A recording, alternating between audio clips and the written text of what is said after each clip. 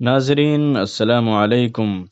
U P election کے پس منظر میں یہ موضوع ہر جگہ زیر بحث ہے کہ مسلمانوں کو اپنی سیاسی پارٹی بنانی چاہیے یا سیکولر پارٹی کو سپورٹ کرنا چاہیے۔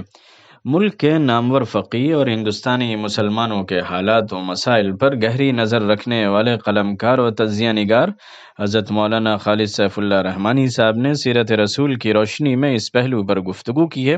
آئیے سنتے ہیں مولانا کی وہ تجزیاتی تحریر۔ ایک اہم مسئلہ یہ بھی ہے کہ آیا مسلمانوں کو اپنی الگ سیاسی جماعت قائم کرنی چاہیے جس کا رجحان بڑھ رہا ہے، یا دوسری سیاسی جماعتوں میں شرکت کو ترجیح دینی چاہیے؟ میں سمجھتا ہوں کہ اس سلسلے میں ہر جگہ ایک ہی طریقہ کار کو اختیار نہیں کیا جا سکتا، بلکہ مختلف علاقوں کے حالات کے اعتبار سے جدا جدا طریقے مفید ہو سکتے ہیں۔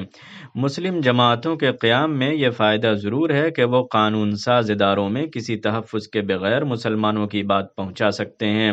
ہندوستان کی بعض ریاستوں میں اس کا بڑا فائدہ محسوس کیا گیا ہے، خاص کر جنوبی ہند اور مشرقی ہند کے بعض اور علاقوں میں بھی مسلمانوں کی ایسی سیاسی تنظیمیں فائدہ مند ثابت ہوئی ہیں۔ لیکن یہ ایسی جگہ پر ہی ممکن ہے جہاں مسلم آبادی مرتکز ہو۔ جہاں مسلم آبادی مرتکز نہ ہو، وہاں مسلمانوں کی اپنی سیاسی پارٹیوں کا قیام فائدہ مند کے بجائے نقصان دہ ثابت ہو سکتا ہے، کیونکہ اگر آپ کے ایک دو ممبر منتخب بھی ہو گئے لیکن دوسری پارٹیوں نے یہ محسوس کر لیا کہ مسلمانوں کا ووٹ انہیں نہیں ملا، تو آپ ان پر کوئی پریشر قائم نہیں کر سکتے اور صرف ایک دو ممبر کے ذریعے آپ کا کوئی مسئلہ حل نہیں ہو سکتا۔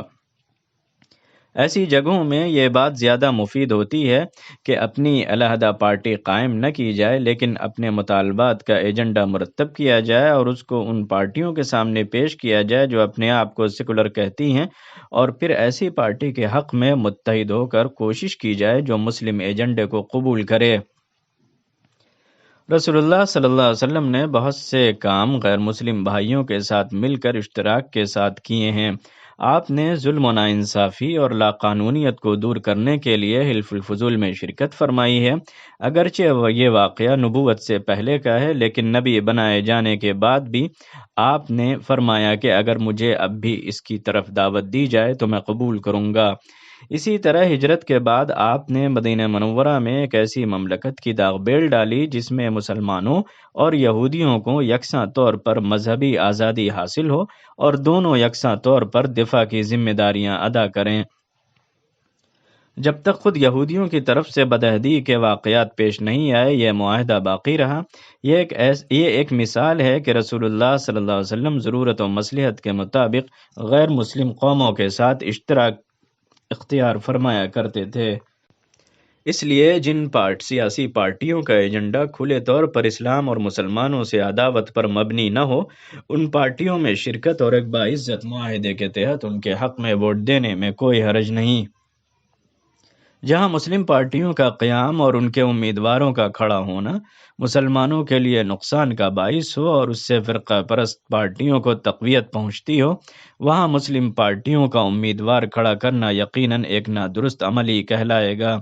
چنانچہ دیکھا گیا ہے کہ بعض دفعہ مسلم اکثریتی حلقوں سے فرقہ پرست ممبران منتخب ہو جاتے ہیں۔ یہ ایمانی فراست، سیاسی شعور اور ملی حمیت کے مغائر ہے۔